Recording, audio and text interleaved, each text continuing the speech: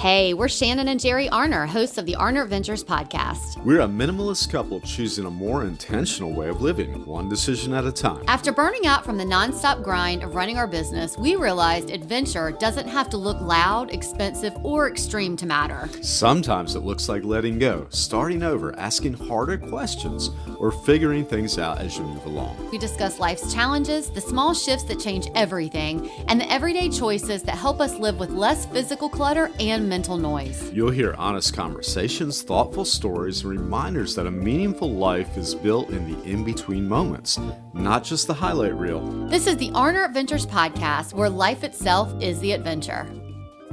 Well, hey everybody. Hello everybody out there.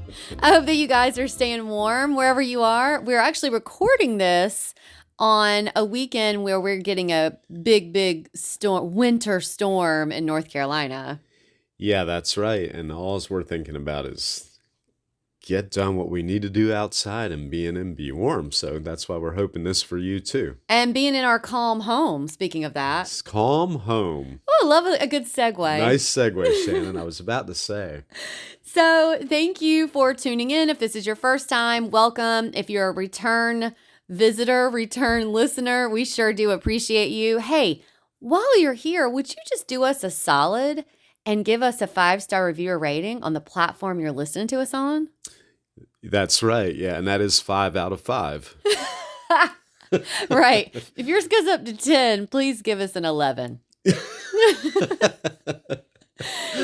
riffing this morning. We are. I think that they're all either 5 or like a thumbs up or whatever. Anyway, Yeah. you know the deal. If you would help us out with that, that would really, really do us a solid. It really helps serve our content up to other people who might enjoy it.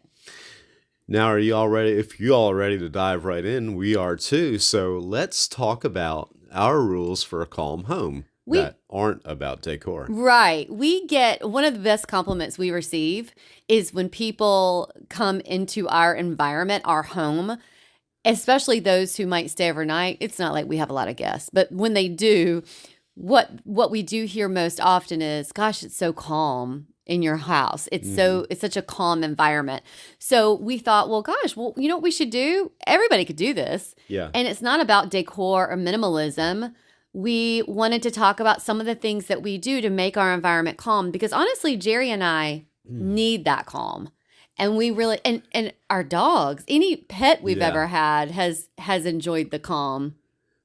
I think so. Yeah. Our dogs, our cats, and it's a reciprocal thing, because when they're calm, pets can be calming to you too. So it works in a nice way to keep your pets calm. Yeah. Yeah. We've sort of realized over time that calm comes from the way that you live in your home and not how it looks. Now, look, there's a lot of studies that show clutter and all of that stuff, which we're going to talk about, sort of permeates a lot of chaos in your home. So we still stand firm that decluttering and all of that in a clean space helps that calmness. But this is going to really talk about some of the other things that you can do that's not about furniture, painting walls, trends. It's really about the boundaries and sort of routines and rhythms that help shape your home every day, right? That's right. Yeah. And of course, we've put a lot into that.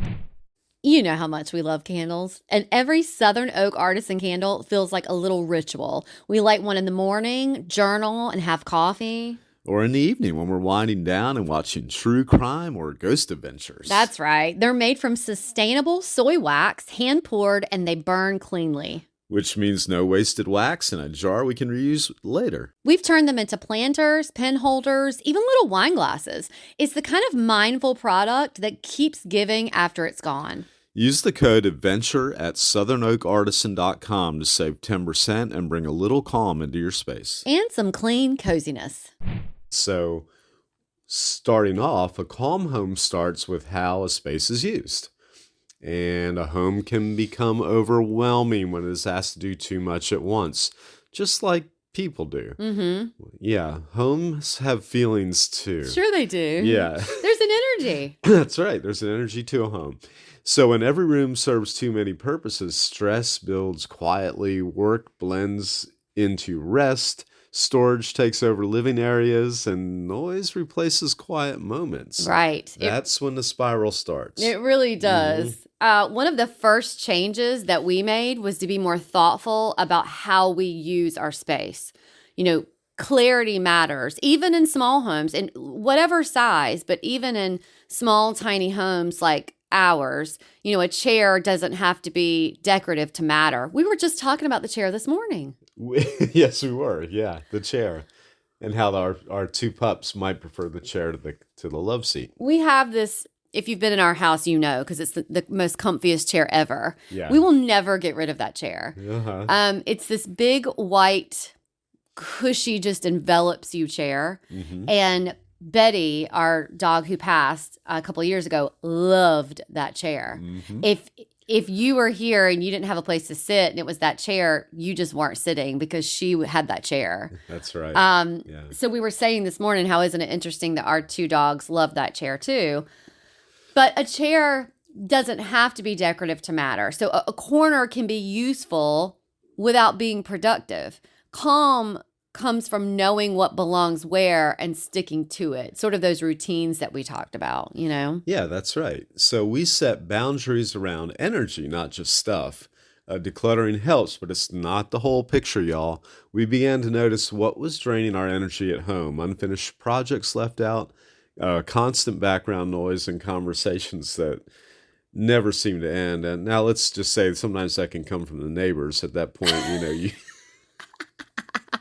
you have limited options, but so we learned to close doors when something was done for the day, both literally and mentally. Yeah. Work has its end time. Conversations, they can wait.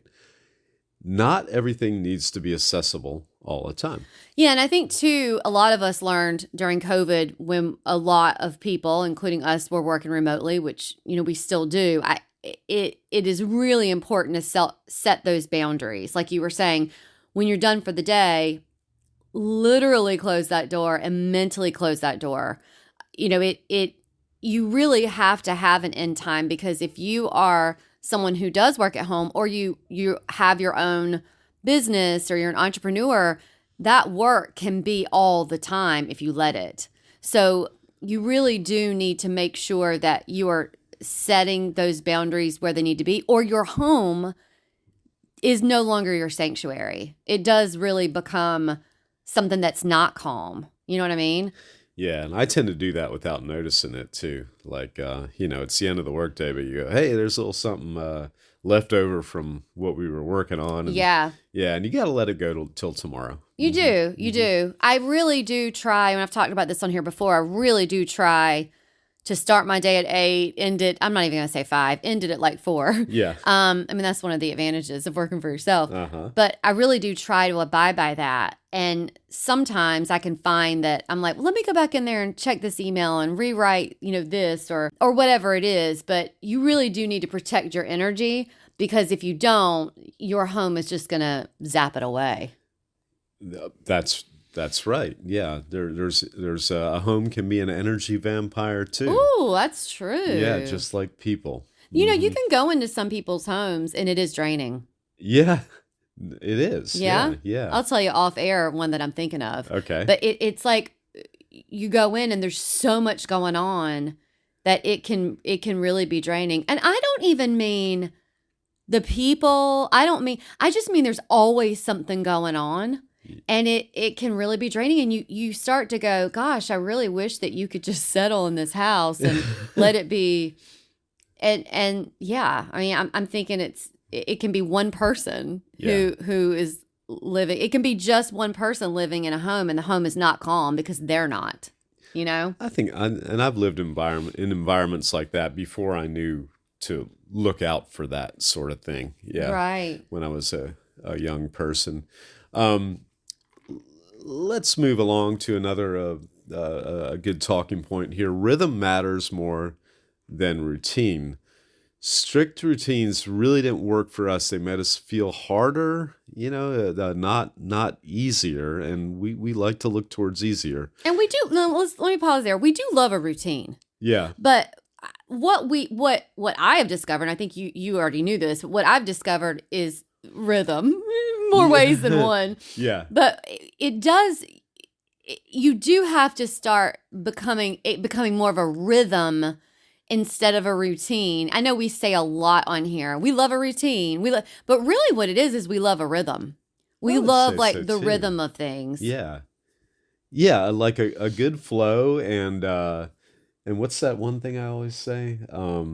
There's something to be said for momentum kind of works into that. Like you Yeah. get a momentum, a rhythm going.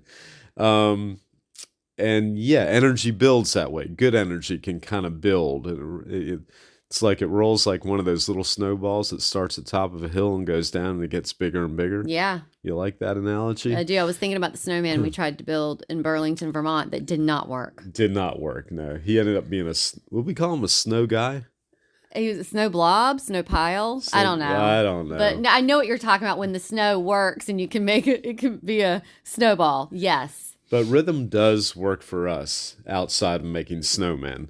A loose, repeatable flow to our days that allowed for flexibility without chaos. Mornings had a predictable pace. Yeah. And then evenings slowed naturally. I shouldn't say slowed. They do. They slow naturally. Yeah. Rather than just, oh my God, I'm so exhausted, I have to stop.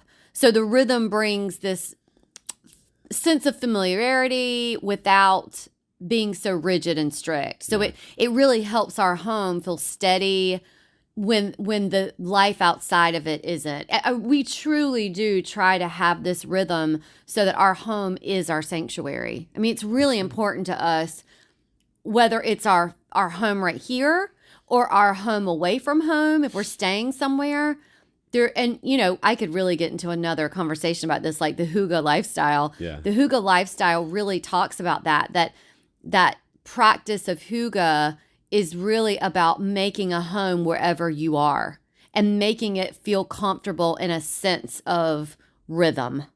Yeah. That's and I think what's interesting is when we're staying somewhere, traveling, we do spend a little time really making that place feel like our place. We do. We do. We reduced visual noise on purpose. Yeah, and this is where the clutter and stuff comes in. Yeah.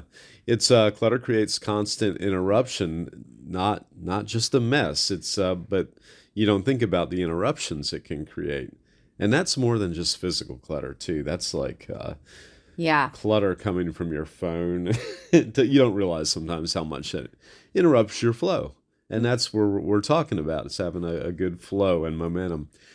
Too many open surfaces, reminders, and half-finished projects on display can make a space feel restless. Mm-hmm. So we started to be more careful about what we kept visible. Surfaces became breathing room. Storage became functional, not aspirational.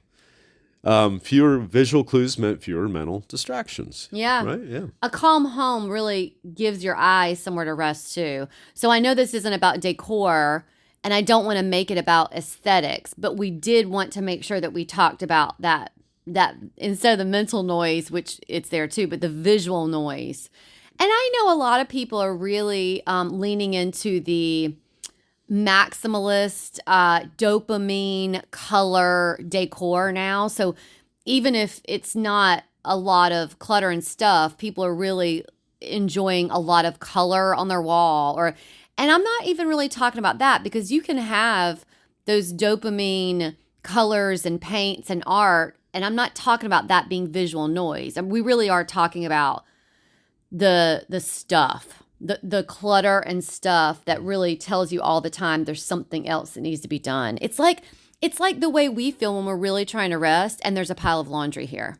Yeah, and it's like, oh, that's what we're talking about when we're talking about visual noise.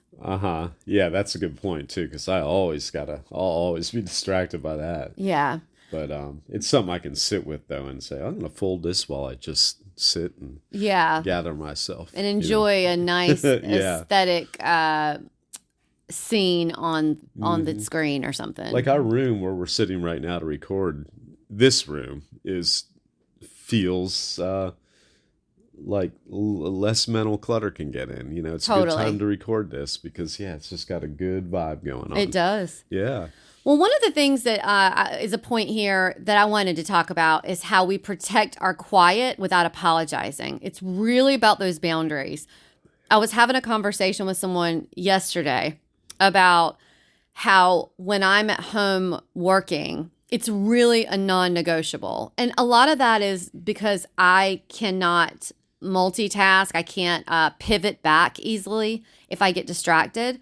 So in our home, whether we're working or whether we're just taking a Sunday morning, whatever it is, quiet for us is not optional.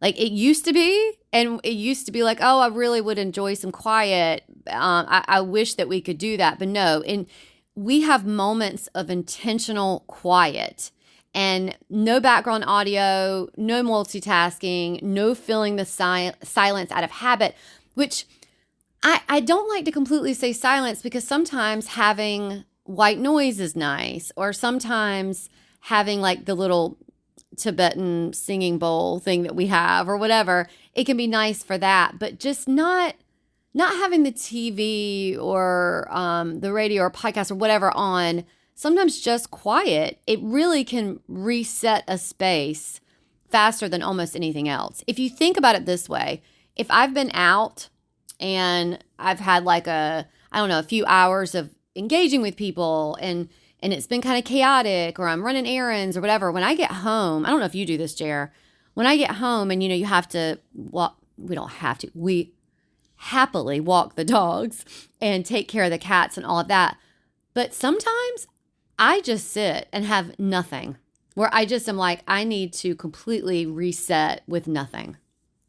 And that's really nice.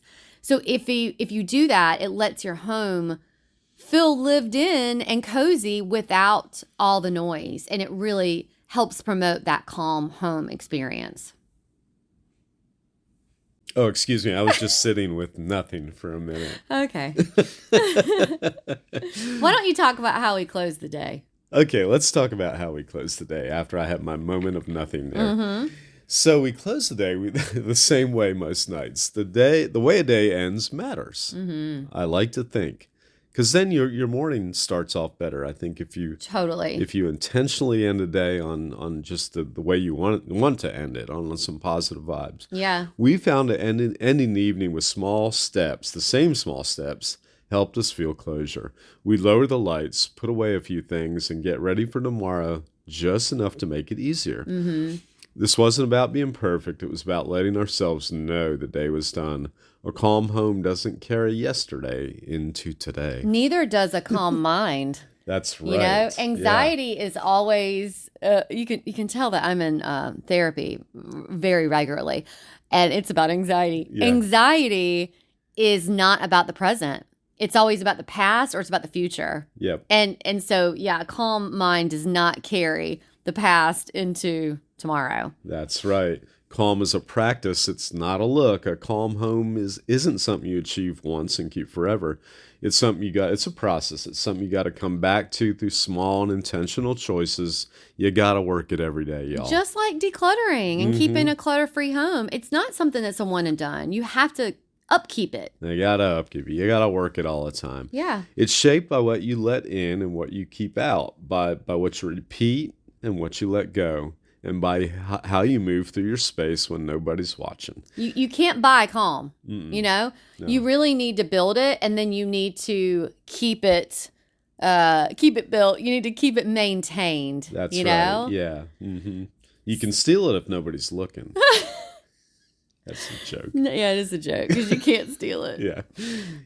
So as we sort of wrap this up, there's a few questions that you can consider for your environment. And again, like we always say, it's not about doing all these things that we've done to try to make this work. To do one thing at a time. But one of the questions you can ask yourself is, where does your home feel the most chaotic right now? Like if you're just is it a space? Is it, where you have a TV? Is it your kitchen? Where is it that it feels most chaotic? And it might even be a space that you dread going into. So think about that. Think about that. Yeah. What feels unfinished or constantly present in your space? I can look around at a couple things right now. I know what I got to do when I get up. What boundary would create the most relief? I love this. I do too. You know, it's all about those boundaries. And it's like and I fix this, my biggest boundary that I knew for the longest time is if I could just take this phone and throw it and get it away from me. So what do? I live on Do Not Disturb now. So I was able to set that boundary and it created the most relief in my life. The fact that I don't hear dings and pings and rings, I don't have to deal with it. It creates it's just like a breath of fresh air. Like I want to be able to choose to look at my phone when I want it. So for you, it could be, I don't know, it could be dealing with a person. It could be dealing with a thing. Like what boundary, if you had the perfect world, would create the most relief for you? And then make that happen. I don't want to hear dings and pings and rings either out of my phone. What I'm doing is replacing it with wings right now, Paul McCartney wings. Okay. That's my little music kick right now. That's a true dad joke. So calm isn't about doing more. It's about choosing what matters and letting the rest fade away.